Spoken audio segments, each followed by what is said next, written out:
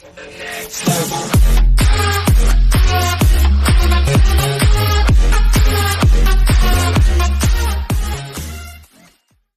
and violence pose twin threats for asylum seekers waiting at border.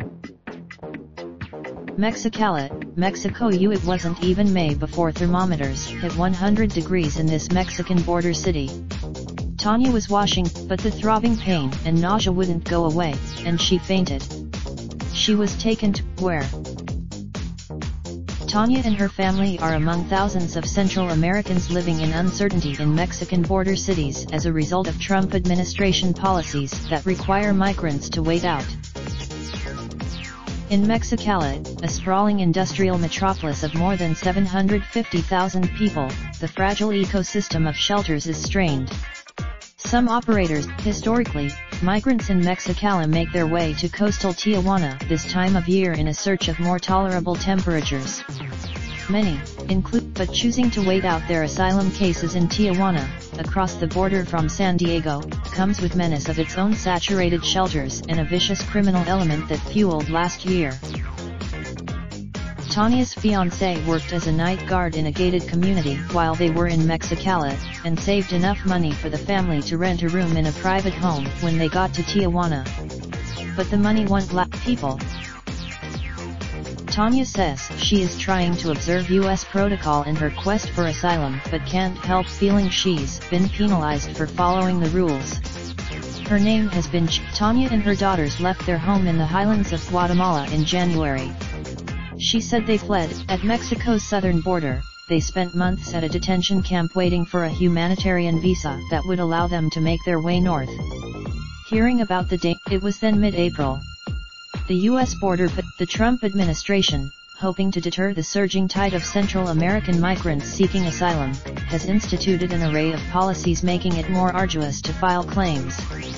Migrants are since January, most people who arrive at 3 of the designated ports San Diego, Calexico, and El Paso, Texas have been assigned court dates then sent back to Mexico. The halting legal in Mexicali, the heat poses a potentially lethal threat for migrants living in subsistence conditions.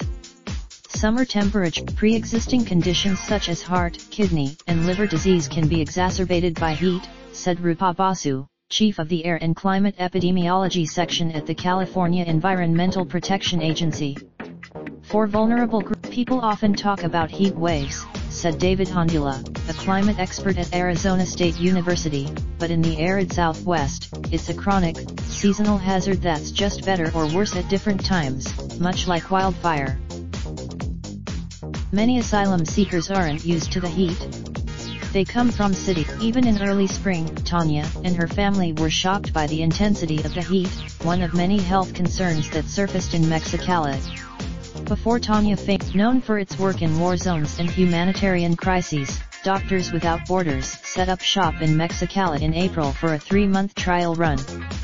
Clinic doctors, unlike past waves of migration, which predominantly involved single men from Mexico hoping to sneak into the U.S. to find work, the current influx is made up largely of families fleeing poverty and violence in Honduras, Guatemala, and El Salvador.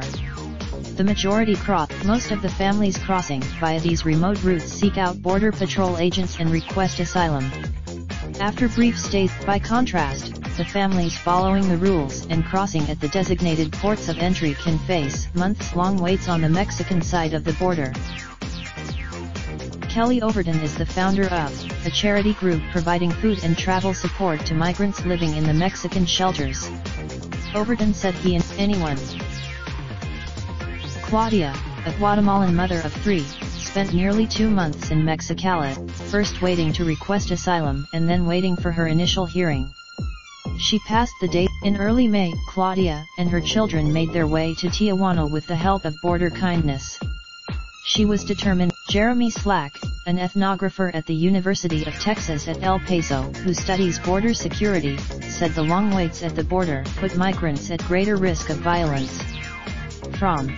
In mid-May, Claudia and her children went to their initial court hearing near San Diego. She was nervous. Claudia had until noon the next day to get out of her hotel room, and no money for a longer stay.